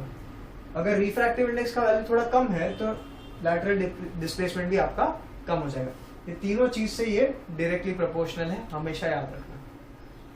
ठीक है, तो ये एक छोटा सा नोट है, बहुत इंपॉर्टेंट है। काफी बार बोर्ड एग्जाम्स में पूछ लेते हैं questions depending on lateral displacement. आपको पूछेंगे कि 2 मार्क के क्वेश्चन आएगा on describe what all factors does lateral displacement depend on. तो आपको ये 3 फैक्टर लिखने हैं कि lateral displacement is directly proportional to thickness, और फिर एक्सप्लेन करना है कि if thickness increases, thickness of the glass slab increases, the lateral displacement will increase. फिर सेम चीज एंगल ऑफ इंसिडेंस के लिए भी बताना है और रिफ्रैक्टिव इंडेक्स के लिए भी बताना है। So with this part we complete the first part, that is part A. So in this हम लोग ने थोड़े न्यूमेरिकल्स देखे which is based on the speed of light वाला फॉर्मूला। फिर हम लोग ने कौन से फॉर्मूलाज भी देखे। चलो let us write down all the formulas before we wind up the today's class. तो इसको आप नोट कर लो इतना, ठीक है। Make sure you remember this diagram, how to draw it. हर एक बार आपको रे ऑफ लाइट का डायरेक्शन हमेशा ड्रॉ करना है, सारे एंगल्स को मार्क करना है, ठीक है। Don't forget all that. So I am erasing this.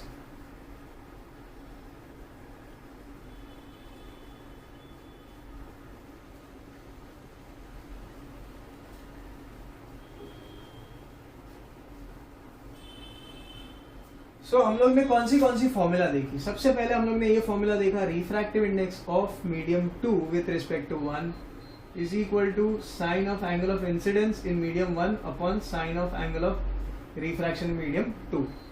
फिर हम लोग ने देखा refractive index of medium 2 with respect to 1 is velocity of light in medium 1 upon velocity of light in medium 2। ये भी एक फॉर्मूला है। फिर दूसरा इसी के ऊपर से हम लोग को एक फॉर्मूला मिला, it is also equal to λ1 upon λ2। मतलब wavelength of light in medium 1 upon wavelength of light in medium 2, ठीक है। ये भी एक फॉर्मूला है। Third thing, you have refractive index of medium 2 with respect to 1 is also equal to 1 upon refractive index of medium 1 with respect to 2। Alright, तो हम लोग ने ये बेसिक फॉर्मूलाज देखी हैं।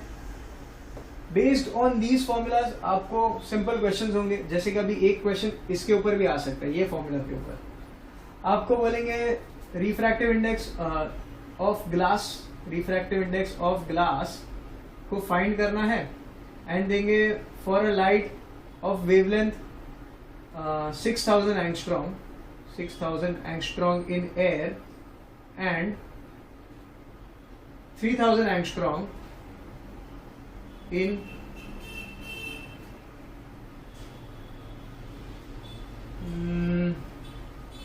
एक मिनट,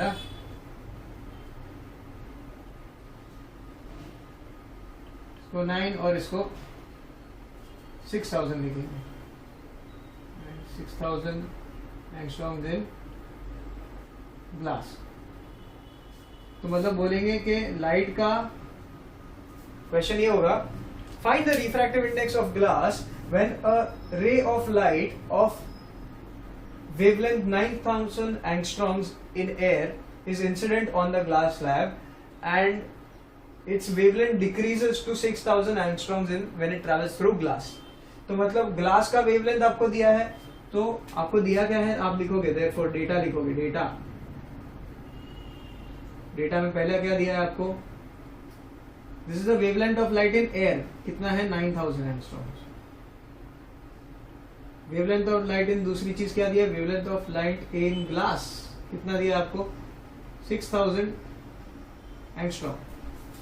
आपको पूछा है refractive index of glass with respect to air पूछा है, या फिर पूछा है एब्सोल्यूट रिफ्रैक्टिव इंडेक्स, मतलब विद रिस्पेक्ट टू एयर ही हुआ।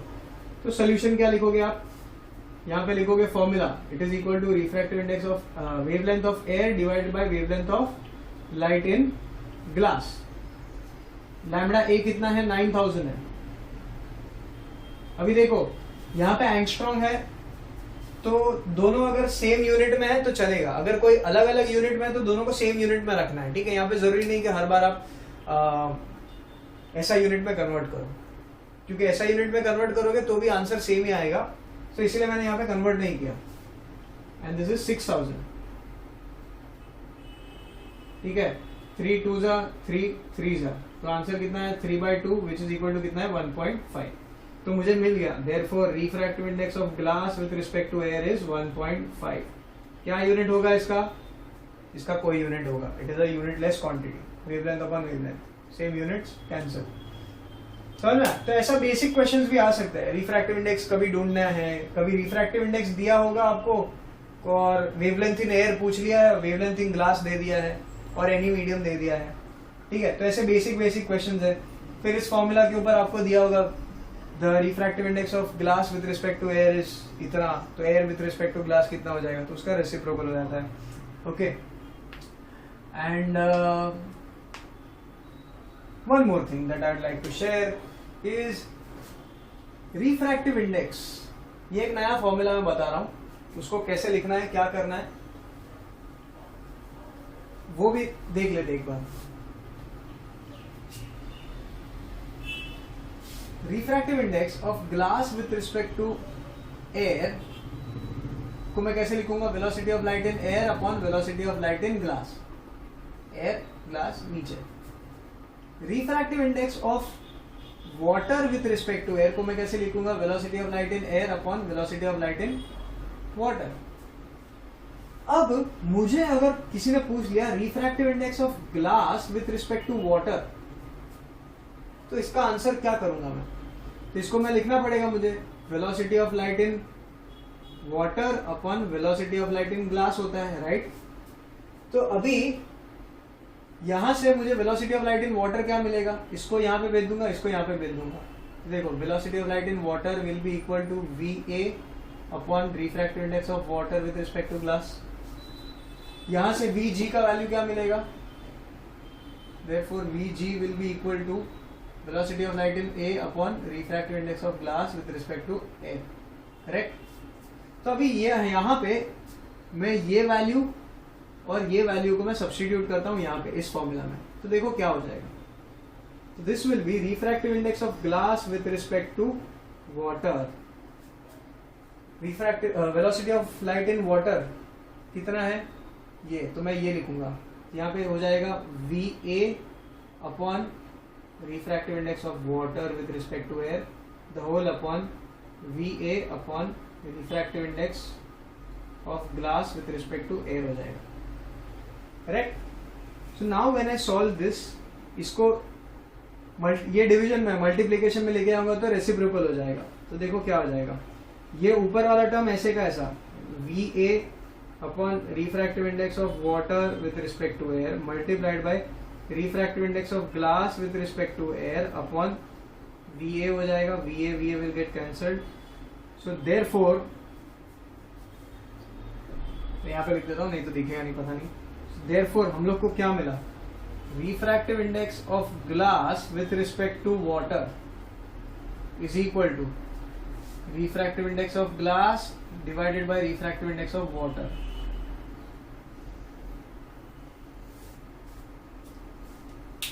समझ में आया ये? Refractive index of glass with respect to water is equal to the absolute refractive index of glass divided by absolute refractive index of water. Air है ना, इसलिए मैं एब्सोल्यूट बोल सकता हूं.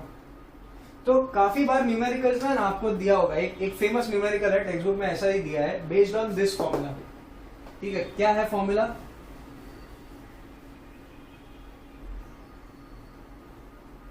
आपको दिया होगा, let's say refractive index of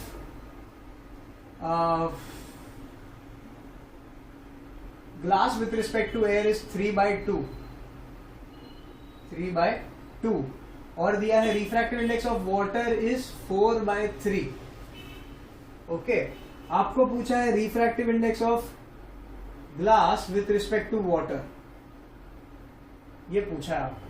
तो क्या करोगे आप? ये फॉर्मूला लिखोगे, refractive index of glass with respect to water is equal to absolute refractive index of glass upon absolute refractive index of water.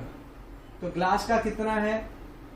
3/2 है, डिवाइडेड बाय क्या हो जाएगा? 4/3. तो ये 4/3 ऊपर जाएगा तो रेसिप्रोकल हो जाएगा और मल्टीप्लीकेशन में आ जाएगा. So this will be into 3/4 हो जाएगा, which is equal to 9/8. Refractive index of glass with respect to water कितना है? 9/8 हो जाएगा. समझना? सो इस ये तो मेरा ग्लास और वाटर के हिसाब से है. अगर मुझे जनरलाइज करना है इस फॉर्मूला को, तो I can also write it as refractive index of medium 2 with respect to 1 is equal to absolute refractive index of medium 2 divided by absolute refractive index of medium 1. ऐसा भी लिख सकते हैं. देखो सेम है ना, यहाँ पे ग्लास था, यहाँ पे 2 है, तो यहाँ पे ग्लास ऊपर है, तो यहाँ पे 2 को भी ऊपर लिखा है. सिंपल. ठीक है. So this covers exercise 4A का सारा questions. I hope you are able to solve them and please solve exercise 4A after watching this lecture, so that आपको समझेगा कि कंसेप्ट बेस्ड क्वेश्चंस कैसे होते हैं. It is a very good exercise in concise, उसको जरूर solve कीजिए. Also try and solve the numericals, it will be very helpful in understanding the concept. So thank you for watching. Please study hard, work hard and stay safe, be happy. Thank you.